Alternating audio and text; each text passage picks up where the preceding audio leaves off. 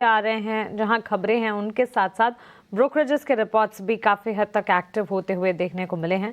तमाम brokerage reports और हाँ, आज के ब्रोकरेज रिपोर्ट्स में तो ऑटो बिक्री के आंकड़ों के चलते ऑटो सेक्टर भी फोकस रेडार पर रहेंगे। तृप्ति, गुड मॉर्निंग। बताएं ब्रोकरेजेस के रेडार पर आज कौन से शेयर्स और सेक्टर्स हैं?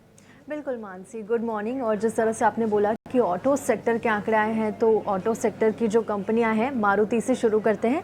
एलारा ने मारुति सुजुकी पर अपनी राय दी है। यहाँ पे उन्होंने एक्यूमुलेट की रेटिंग बरकरार रखी है और लक्ष्य बढ़ा दिया है 17,643 से बढ़ाकर 18,341 का यहाँ इन्होंने लक्ष्य दिया है। आय अनुमान से 3% ज़्यादा रही। वहीं बड़े प्रोमो, एडवर्टाइजमेंट और फॉरेक्स कॉस्ट में लागत बढ़ने से यहाँ पर मुनाफे पर थोड़ा सा असर इनको नज़र आया है। लेकिन जीएसटी कटौती के बाद छोटी कारों की बिक्री 30% तक यहाँ पर बढ़ती हुई नजर आई। साथ ही फेस्टिवल सीजन में भी इनकी बिक्री करीब 89% तक बढ़ी है सालाना आधार पर। और मार्केट शेयर 90 बिप्स बढ़ा है ईयर ऑन ईयर बेसिस पर, जो कि इनके कॉम्पिटिटर्स हैं उनके कंपैरिजन में सबसे ज़्यादा रहा है। FY31 तक कंपनी का लक्ष्य 50% मार्केट शेयर का है और 10% एबिट यहाँ पर इनको हासिल करना है। 8 नई आगे कंपनी एसयूवी भी लॉन्च करने वाली है।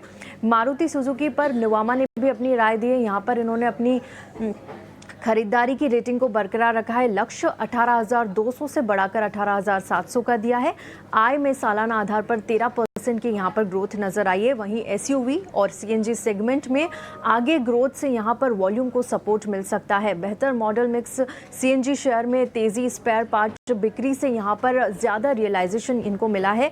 एबिडा यहाँ अनुमान से ज़्यादा नजर आया है। साथ ही आगे कंपनी ई विटारा एसयूवी और सीएनजी सेगमेंट में जो कंटिन्यूसली लॉन्च कर रही है, वहाँ उससे आगे जाकर वॉल्यूम ग्रोथ को यहाँ पर सपोर्ट मिलता हुआ नजर आएगा।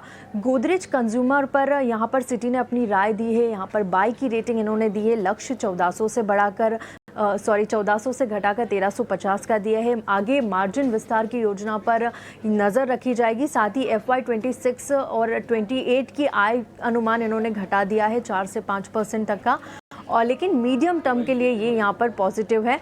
और Q2 में जीएसटी ट्रांजिशन और इंडोनेशिया में जो मैक्रो वीकनेसेस है, उसकी वजह से यहाँ पर थोड़ा सा Q2 पर इम्पैक्ट नज़र आया है। आगे मैनेजमेंट एक्सपेक्ट कर रहा है कि Q3 में 3 से 4% की डिस्काउंटिंग की यहाँ पर इन्हें मजबूत स्थिति की उम्मीद नज़र आई है। BEL पर भी नुवामा ने अपनी राय दी है। यहाँ पर उन्होंने खरीदारी की राय को बरकरार रखा है। लक्ष्य 465 से बढ़ा दिया है। दूसरी तिमाही में कंपनी का प्रदर्शन काफ़ी अच्छा रहा। आय में देखें तो सालाना आधार पर 26% की ग्रोथ यहाँ पर नज़र आई है। और FY26 के लिए 27,000 करोड़ से ज़्यादा का इनके पास ऑर्डर इनफ्लो है, जिसके चलते ये पॉजिटिव है। इलारा ने HPCL पर अपनी राय दी है। यहाँ पर उन्होंने खरीदारी की राय दी है। लक्ष्य 578 से बढ़ाकर 627 का दिया है। दूसरी तिमाही में अनुमान से बेहतर प्रदर्शन कंपनी का रहा है। मार्केटिंग वॉल्यूम देखें तो 4% की यहाँ पर ग्रोथ आई है, लेकिन सेल्स में कोई बदलाव नहीं रहा है। साथ ही बेहतर रिफाइनिंग मार्जिन और कम LPG नुकसान के कारण इंटीग्रेटेड मार्जिन भी यहाँ पर बढ़ता हुआ नजर आया है। हालांकि रिटेल मार्जिन यहाँ पर स्थिर रहे हैं और कच्चे तेल की कीमतों के चलते ओपेक ने जो आउटलुक दिया, उसके चलते रिटेल मार्जिन और GRMs को यहाँ पर थोड़ा सा सपोर्ट मिलता हुआ नजर आया है। एब्सोल्युटली तृप्ति, शुक्रिया आपका हमारे साथ जुड़ने के लिए और ये सारी ब्रोकरेज रिपोर्ट्स बताने के लिए। ढेर सारी ब्रोकरेजेस रही आज फोकस रेडार पर और इसमें ऑटो सेक्टर भी शामिल है, डिफेंस है, कंजम्पशन है और ऑयल मार्केटिंग, ऑयल प्रोड्यूसर्स भी है। बाजार खुलने के साथ इन तमाम स्पेसेस पर आज फोकस रहेगा ज़रूर। लेकिन ये सारी की सारी खबरों पर टेक्निकल नज़रिए के साथ साथ फंडामेंटल आउटलुक लेना भी काफ़ी ज़रूरी है। हमारे साथ बाजार के जाने माने दिग्गज